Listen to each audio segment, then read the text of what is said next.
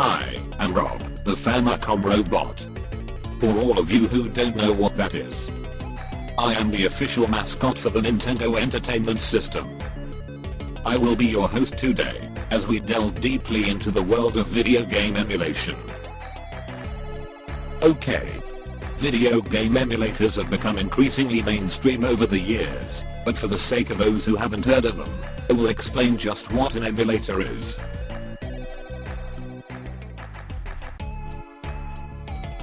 Common in computing, an emulator is a piece of software or hardware that imitates or emulates a particular system. However, in gaming, emulator is a piece of software that emulates video games that would otherwise not be available to you if you did not have the original game console. So, why emulate games in the first place? Some insignificant time in recent human history, a bunch of people with too much time on their hands got together and decided it would be a great idea if they could test games out on their home computers. Some people use emulators to test out bugs and glitches of old games, make new games for older consoles, or even play translated games that correspond with their own language.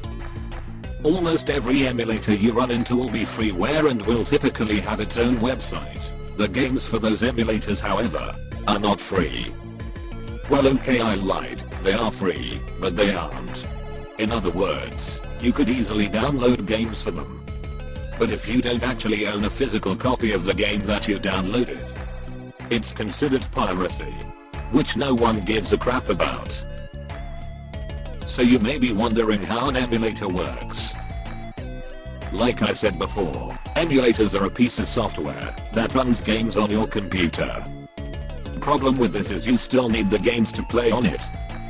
While some emulators differ from others, most of them use files called ROMs. These files read data and distribute it to the emulator to run that particular game.